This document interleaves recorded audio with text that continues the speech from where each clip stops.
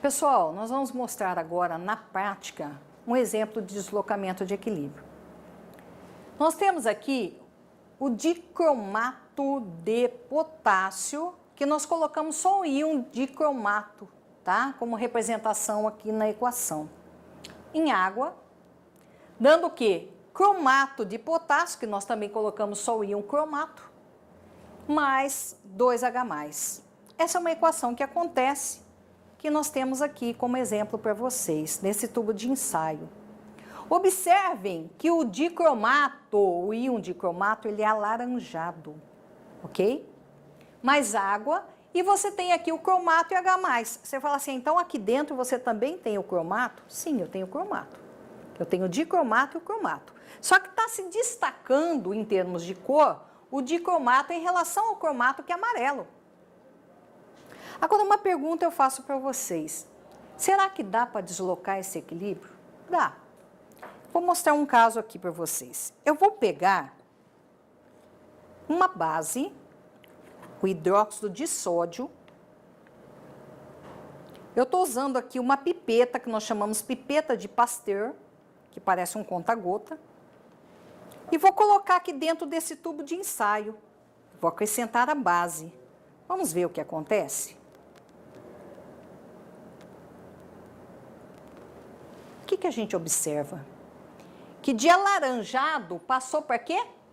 Amarelo. Houve o deslocamento do equilíbrio do dicromato para cromato de potássio. Ok, pessoal?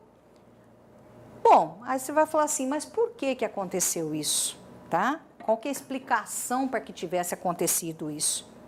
Veja bem que quando eu coloco a base, quando eu acrescento, então eu acrescentei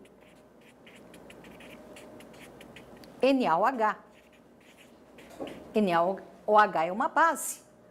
O que eu tenho que pensar como destaque para essa base? Gente, base toda substância que é em meio aquoso libera o quê? OH-. OH- nós chamamos de quê? Hidroxila. Quando eu acrescento dentro desse meu sistema em equilíbrio a hidroxila ela vai reagir com quem? Com H+. Quando ela reage com H+, eu quero lembrar vocês que é uma reação de neutralização. H+ com OH- vai formar o quê, pessoal? Água. Então, quando eu acrescento o OH- aqui, esse OH-, ele vai tirar, ele vai retirar, nesse caso, o H+ do meu equilíbrio. Ele vai começar a tirar H+ do equilíbrio porque ele vai reagir com esse H+. O que eu falei para vocês anteriormente? Quando você retira, você diminui a concentração, para onde se desloca o equilíbrio? No mesmo sentido de onde você está tirando.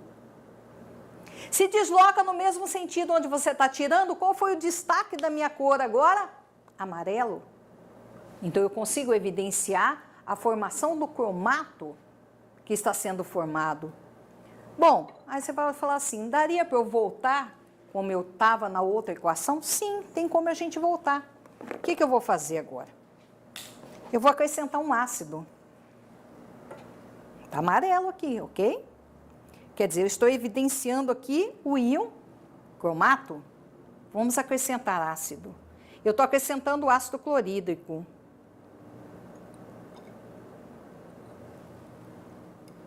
Acrescentar mais um pouquinho.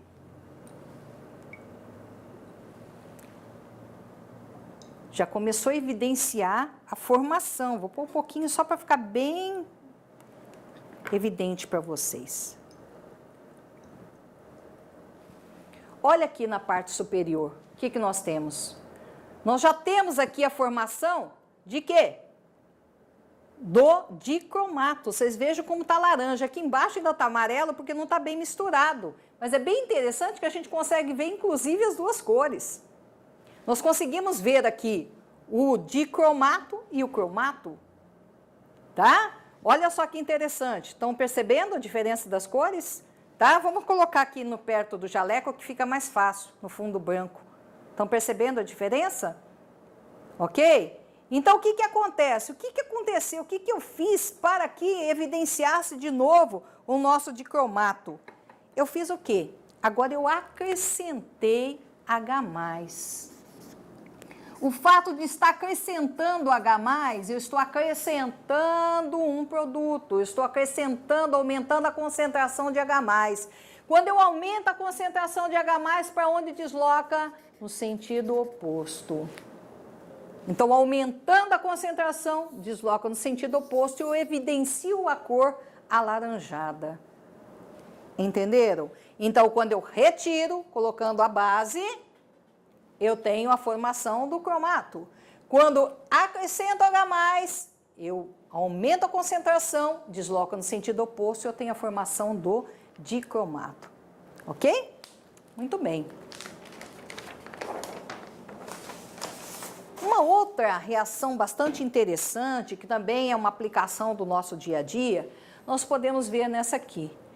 Quando eu compro um refrigerante, uma água com gás, o que eu tenho naquele meu sistema? Água e CO2.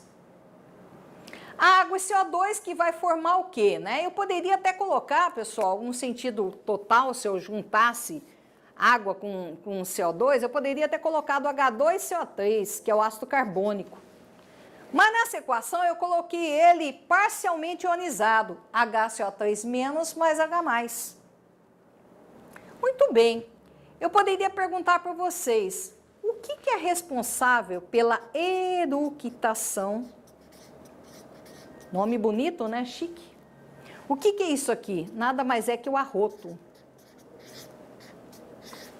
Por que o refrigerante com gás, que tem o gás, assim como uma água com gás, provoca o arroto? O que vocês acham?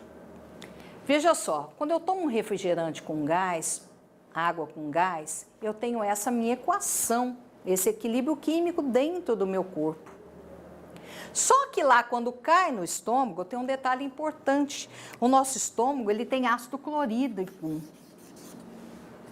Tá? E o ácido clorídrico, o que ele faz? Ora, isso aqui caiu no estômago, está entrando o ácido clorídrico.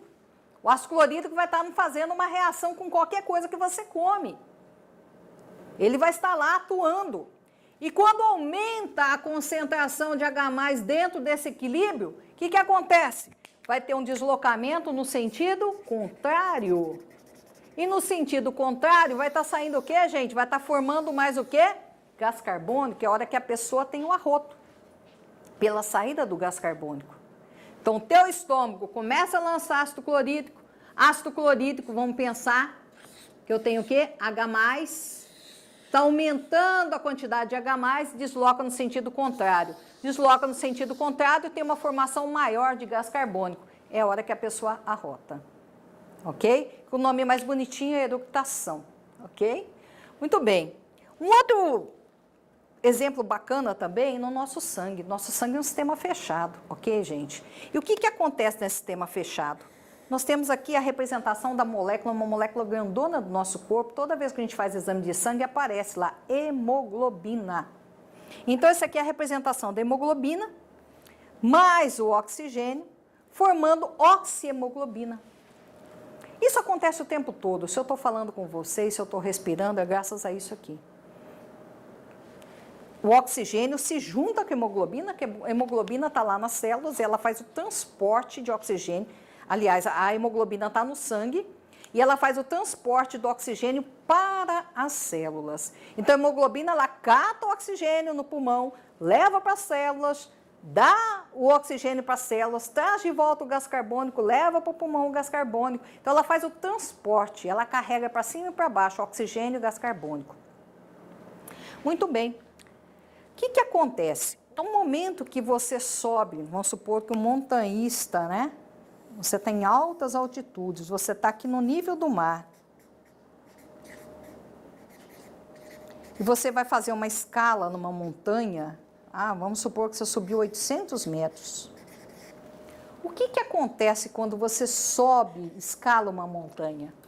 A quantidade de oxigênio lá em cima é menor. O ar aqui em cima, ele é rarefeito. Você tem uma menor quantidade de oxigênio. Ou seja, é como se você tirasse do teu corpo oxigênio. Se você está tirando do teu corpo o oxigênio, o que vai acontecer? Vai deslocar no mesmo sentido. Está diminuindo a quantidade. Então, essa hemoglobina vai estar separada do oxigênio no teu corpo. Com isso, ela não está fazendo o papel fundamental, que é formar oxihemoglobina para levar para as células. Com isso, você tem o quê? Uma falta de ar. Tá? Por isso que lá em cima, nas montanhas, é muito comum que as pessoas levem um oxigênio auxiliar, um balãozinho, né? Que usa uma quantidade, um cilindro com oxigênio. Tá? Por quê? Porque lá em cima tem menos oxigênio, então essa equação aqui, a hemoglobina vai estar dissociada do oxigênio, de forma que o montanhista vai ter uma necessidade maior, sobressalente de oxigênio. Então ele vai ter que introduzir oxigênio através ali de um cilindro para entrar oxigênio e formar a hemoglobina ligada ao O2, que é o oxihemoglobina. As pessoas que estão, gente, em regiões altas, o que acontece? Elas têm mais hematócrito, elas têm muito mais hemoglobina do que nós que estamos aqui numa região mais baixa. Tá? Porque elas precisam de mais hemoglobina para levar o oxigênio. Mas até acontecer essa adaptação, se você vai jogar num local alto, etc., você vai visitar Machu Picchu lá e tal, e todo mundo está com essa moda agora, né? Eu vou em Machu Picchu. É óbvio que você vai chegar lá, você não vai se sentir bem, que nem os moradores de lá. Porque em Machu Picchu você tem uma alta altitude e demora, dias para o teu corpo adaptar. Ok, pessoal? Então, isso aqui é muito aplicado ao nosso dia a dia. Como um último exemplo ainda do nosso dia a dia, eu vou falar para vocês das lentes fotocromáticas. Já ouviram falar?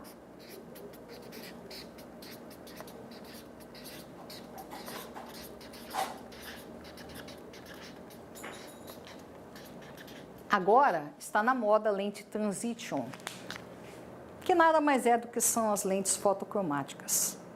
O que é a lente fotocromática? É aquela lente que a pessoa está num ambiente externo, ela escurece, e quando você entra no ambiente interno, ela fica clara.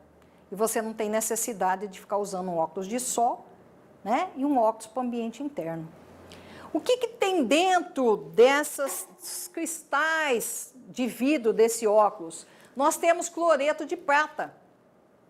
Esse cloreto de prata, o que acontece? Quando você tem na forma de cloreto, você tem íons aqui.